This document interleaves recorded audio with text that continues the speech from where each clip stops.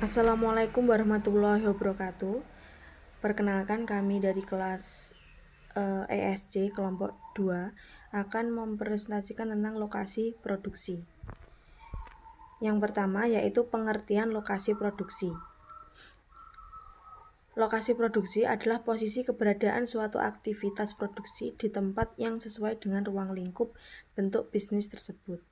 Posisi lokasi produksi bersifat sangat fleksibel karena semua itu disesuaikan dengan bentuk bisnis atau usaha yang dijalankan dengan menempatkan perhitungan pendekatan skala ekonomi sebagai salah satu acuan dalam pengambilan keputusan yang dibuat. Alasan memilih lokasi produksi. Beberapa perusahaan dalam memilih lokasi produksi sangat mengedepankan berbagai banyak pandangan. Kondisi dan situasi internal dan eksternal dianggap sebagai kondisi yang bisa saling mempengaruhi satu sama lainnya. Masalah-masalah yang dihadapi industri dalam memilih lokasi ialah: yang pertama, dekat dengan sumber material, dekat dengan pasar, mudah mendapat tenaga kerja, mudah fasilitas transportasi, mudah memperoleh air, dan sikap pemerintah setempat serta masyarakat. Saya Siska Fitrianti. Di sini saya akan melanjutkan penjelasannya mengenai tema selanjutnya, yaitu mengenai faktor-faktor yang dipertimbangkan dalam memilih lokasi produksi. Jadi dalam sebuah perusahaan atau bisnis itu sebelum memilih lokasi produksi itu harus mempertimbangkan beberapa faktor. Di sini untuk memilih lokasi sebuah usaha atau bisnis ada beberapa hal yang harus dipertimbangkan, terutama untuk apa yang akan dipergunakan nantinya. Berikut ini adalah faktor-faktor yang harus dipertimbangkan sesuai keperluan perusahaan.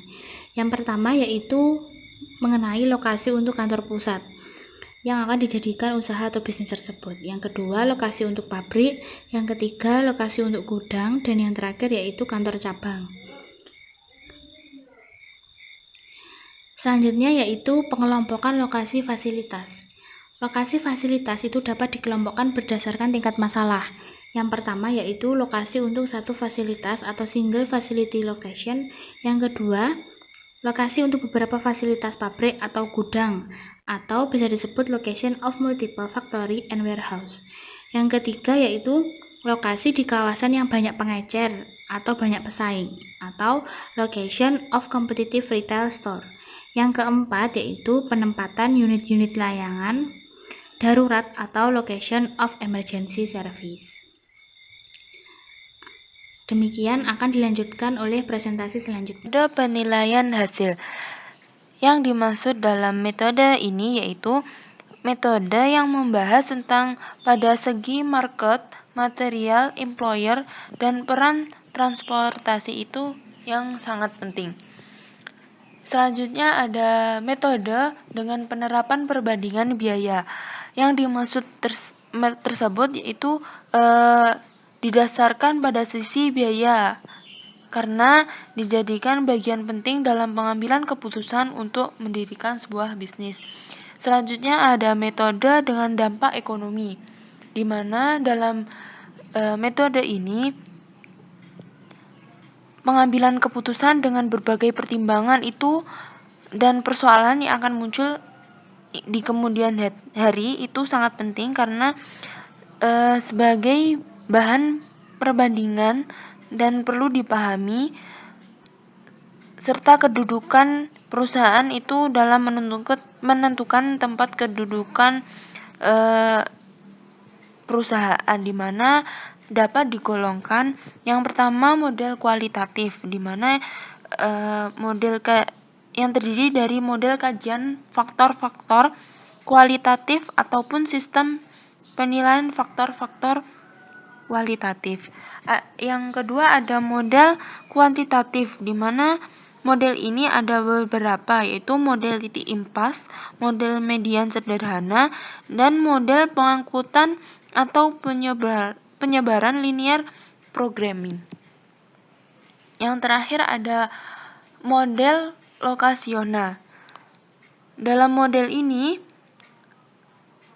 apabila sebuah bisnis akan mendirikan usaha, harus melihat dari bentuk dasar atau ruang lingkup sebuah bisnis itu sendiri.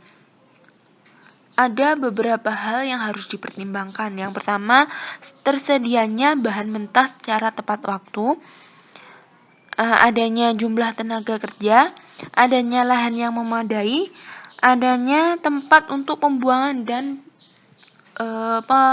mengolah limbah sebuah pabrik,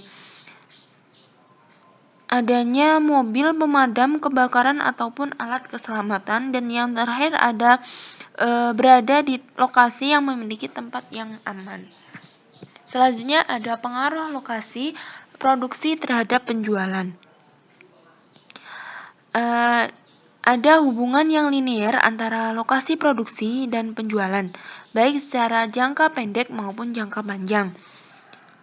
Dalam sebuah konsep manajemen keuangan ya, disebutkan pendapatan yang baik itu pendapatan yang memberikan keuntungan secara jangka panjang. Dengan kata lain, suatu tindakan ini dilakukan oleh manajer perusahaan untuk bertentangan dalam sikap keinginan pemegang saham untuk membangun sikap curiga. Dan keputusan lokasi ini dianggap mampu untuk mempengaruhi sebuah penjualan perusahaan. Selain itu, lokasi hanya yang bagus itu bukan hanya dianggap untuk saat ini, tetapi dilakukan secara jangka panjang. Oleh karena itu, perencanaan yang matang itu memiliki lokasi bisnis yang perlu dipikirkan secara baik-baik dan harus secara matang untuk melakukan penentuan lokasi, dan itu sebuah tugas dari manajer produksi. Sekian dari kelompok kami. Apabila ada kurang lebihnya mohon maaf. Terima kasih. Wassalamualaikum warahmatullahi wabarakatuh.